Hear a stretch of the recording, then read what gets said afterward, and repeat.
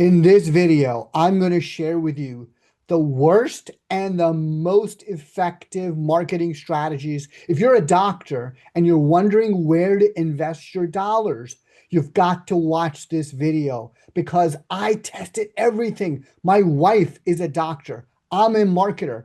I tested everything in her clinic for the last 18 years. And I'm going to share with you today, right now, the worst strategies to spend money on marketing and the best strategies that gives you the greatest return on investment. All right, let's get started. The worst.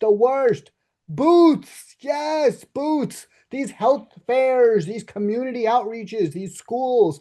Everybody wants your money to get a booth so you, the doctor in the practice, can have a little table where you have some flyers and you talk to people who randomly show up. It is absolutely the worst thing in the world. We did it. My wife, who's a doctor, and I stood there for hours hoping for people to come by, accidentally trip over our booth and come to say, oh, here you are, and what's your practice do and how it is, and lure them into the practice to lure is a bad word, but get them into the practice. And it was such a waste of time because there's so many people and it's only a few who really show up. And do they really follow up to come into your clinic? Not really. So the worst place is a health fair where you have a table or a booth and they want to get you in and give out your flyers and they charge you something like $500. So that's the worst thing.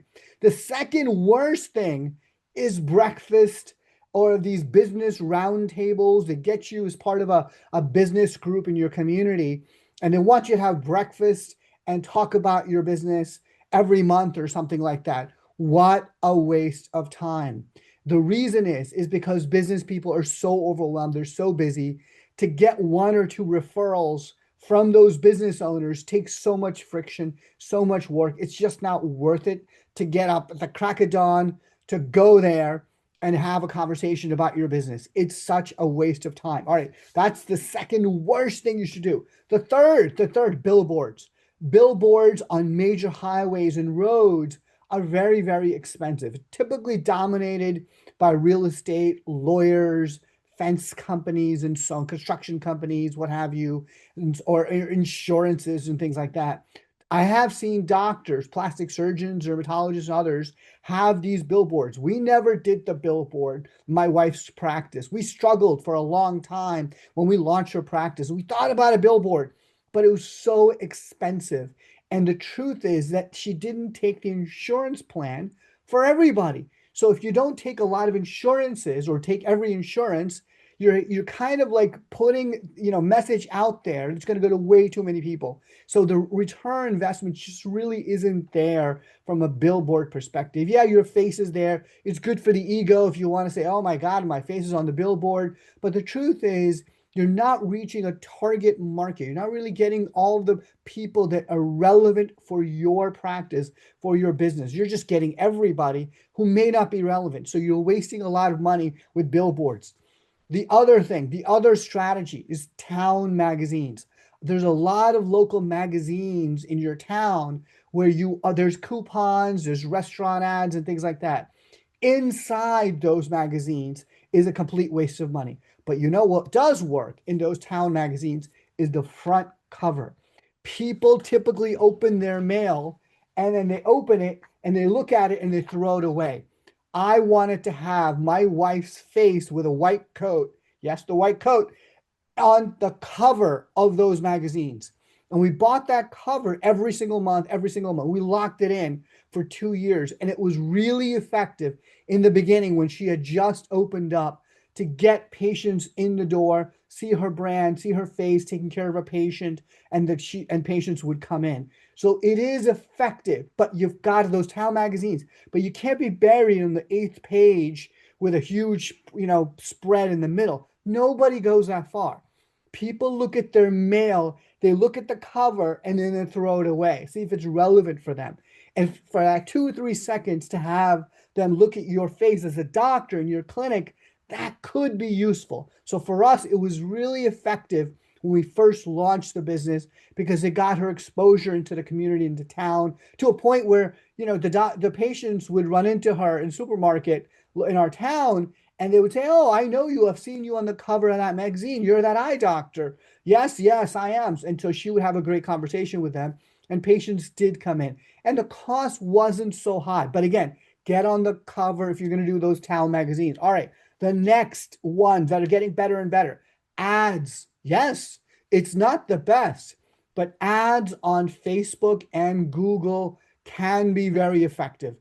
But as long as you target your audience really, really well with words and copy, that means what you say on the ad, right? Are really targeting, honing in on the pain point of that patient. So for doctors, yes, ads can be very effective, but you really typically have to hire a really good agency, a marketing agency. If you don't have one, that's okay. What's really important is two things. When you do ads. If you're doing it yourself, right? You can do it yourself. I did it myself for my wife's clinic. I didn't know a lot about Google or Facebook ads back in the day, some years ago, but I know a lot about it now. And the two most important things are number one, who's your patient? Who is your audience? It cannot be everyone who lives in that certain zip code.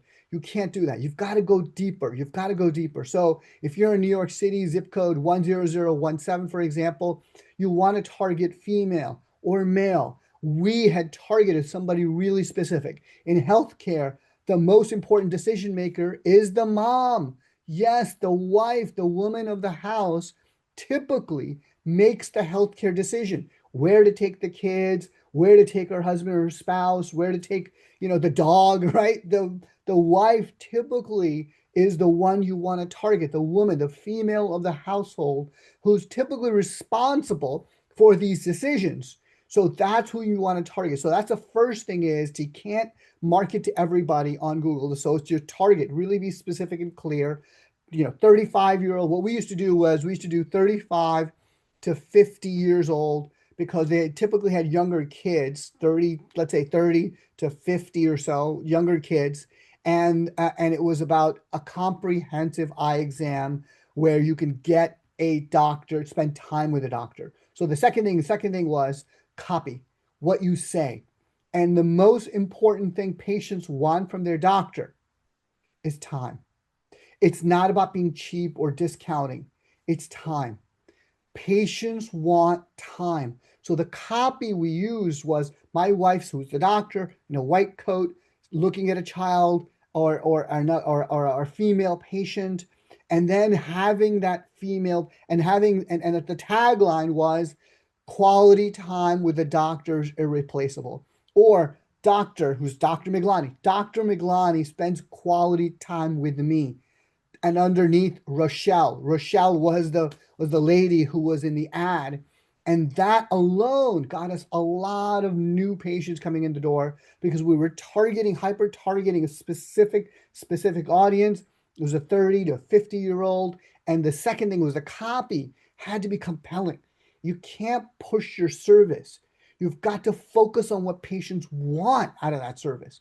Most of the time, people want a quality doctor who spends time with them, explaining what things, and that is what is sellable. That's what attracts people to come visit you. So that's the other thing. So Google and Facebook ads, we targeted really specifically to a certain audience and specific copy. I liked Facebook ads better than Google ads. And the reason for this is this. Google, you have to do active search, right? People are searching specifically for a certain doctor. So it can work really well. Facebook will show your ad to a specific demographic and really, really hone in on a certain demographic. So that's really important when you are a doctor because you want to hone in on a certain thing that you're trying to get. So knee pain, foot and ankle pain, for example, arthritis, whatever the disease or condition you're marketing to, Facebook will help you direct that energy and that money, your ads you're going to be spending to those patients. So Facebook ad, meta ads, they're getting more expensive. So I'm not sure if the return investment is truly, truly there for you in that respect. But I think you've got to do it, control the amount. But going to now what's going to work even more effectively, okay, than Google or Facebook ads is your Google business profile. Yes, On Google Maps, you've got a Google Business Profile, and I'm going to share a link with you, talking to you about another time. Go deep into that Google Business Profile. It's free. All you need is a Google account. You probably have one.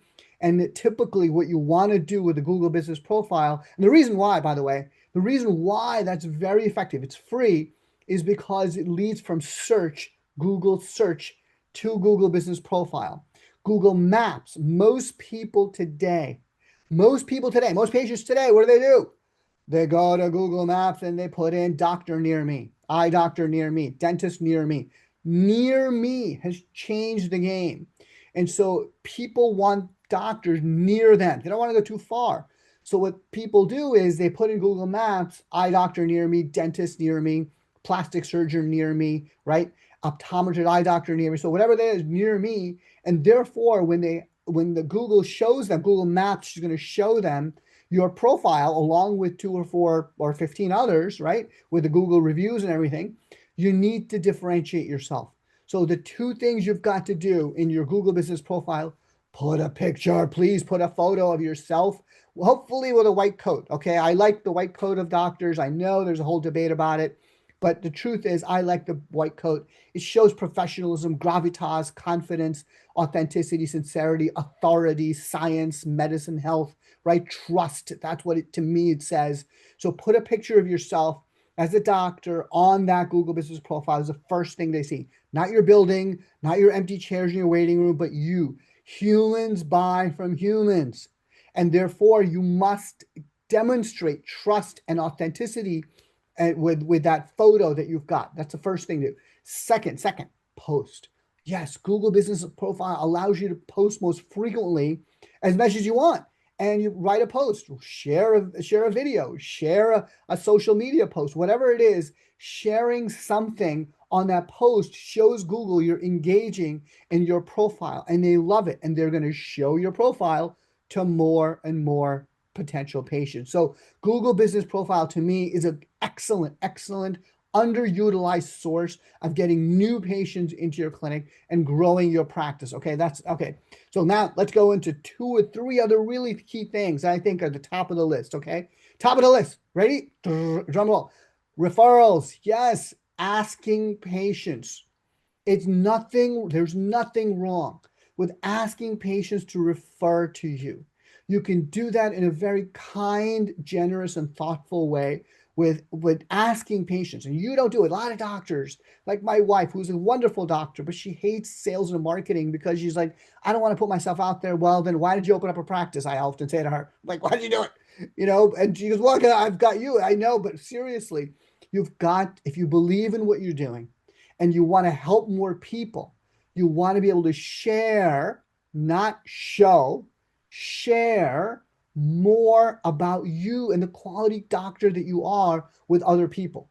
Okay. And so it's really important to ask patients for referrals. You can do that in a couple of different ways. Number one, send them an email. You have those systems in place, whether it's MailChimp, Constant Contact, and so on. Just want to say, photo of you, hand in your heart or something, and just say, hi, I just wanted to say thank you for allowing us to serve you in the last year. If you have one friend you want to share this with, please do so. We welcome your friends into our practice. Okay. That's it. Forward them this note. That's it. Very simple. Getting referrals is actually the most compelling way to grow your practice because you've already got somebody who vetted you and approves you. And often doctors don't ask. You need to ask. Do it in an email. The second way to do it simply is a card. You come up with a card that says, please share our practice with your friends or other your spouse or your family members so that we can serve them as well as we have served you. Thank you so much for your generosity. Simple way to do that. There are other more sophisticated type of referral programs. We certainly have one that we do now in our world, which is sending videos to patients, asking them or giving them value at home, and then very end asking them to share that content, share that video with somebody that they know. So specifically in my wife's practice, she does myopia management. She's a specialist, right? She does primary care, but she specializes in something called myopia management. And those patients, just several thousand of those patients, we reach out to and we give them tips and strategies on how to help their children stay away from screens. Okay. Everyone and a parent is worried about that, thinks about that. So we give value to them.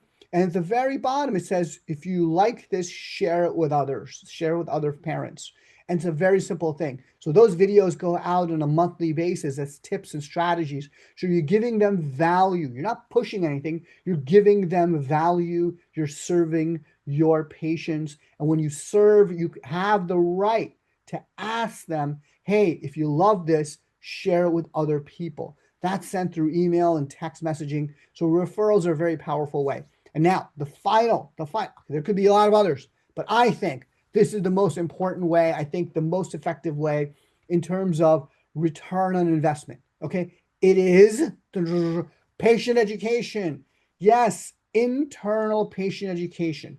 See, the thing is, we spend so much of our money and resources as doctors, as practice owners, as business owners to bring in patients. So much money is spent there, bringing in patients, right?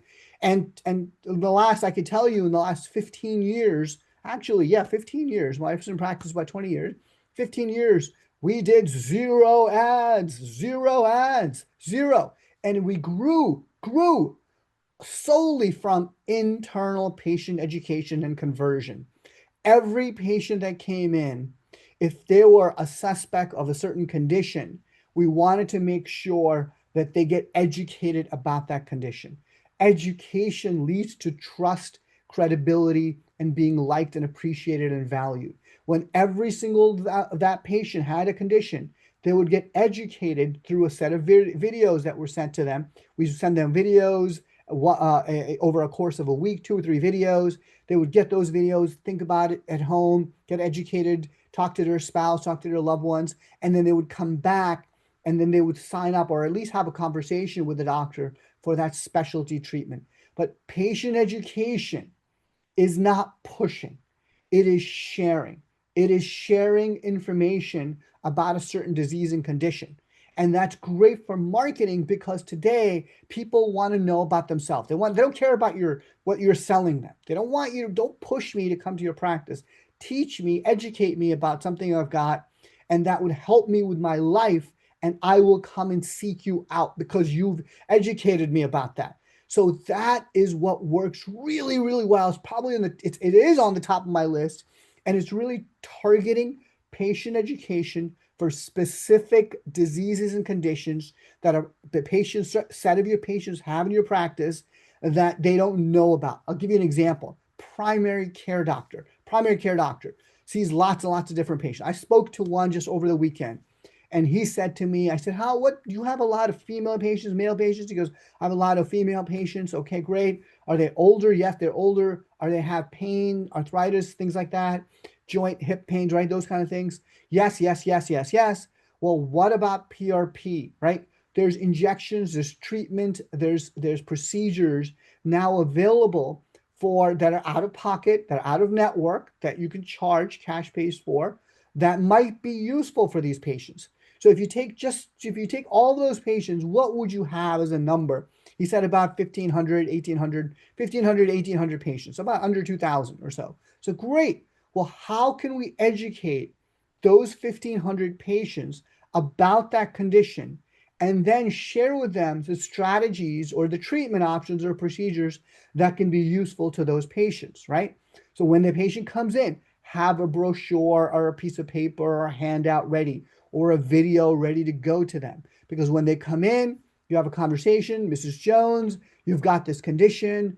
I know that you've got other treatments, other things going on, but I just want to share with you, this is a new treatment or this particular treatment might be beneficial to you. It's out of pocket, but it's going to be really useful in this way. Here's a handout. I'm going to send you a video when you go home. And then think about it and you can come back and see us if you're ready to do that. That's it. It's a very simple way to educate. What you're doing is 2 important things. Number 1, You're making the patient aware they've got this issue. And the second thing is you're offering them education for them to decide on when and if they would like to sign up for treatments. Now, not every doctor has that, but a lot of doctors do have that in their clinic. I believe today what you've got to do in terms of marketing and growing your practice is take a look at your EHR. Or if you have paper charts, look at your paper charts. You have buried treasure in your EHR. What you've got to do is monetize that by looking through it and saying, all right, which patients in my EHR have this 2 or 3 kind of conditions where I believe I can serve them well, do something fulfilling and valuable to my patients, at the same time earn the respect and credibility and offer treatment that can be helpful to them. And that is the way to grow. So in a nutshell, the most powerful, drum roll, and effective strategy to grow, patient education. You have buried treasure, thousands and thousands of patients in your database. If you can monetize and look at them and segment them and to educate them, that is the way to grow. All right. I hope this has been helpful. And if you have a question, drop it in the chat. But if you agree, I want you to write something in the chat. I want you to, on the comments, I want you to comment specialty if you want me to share more information about how to grow a specialty practice. Specialty care is booming.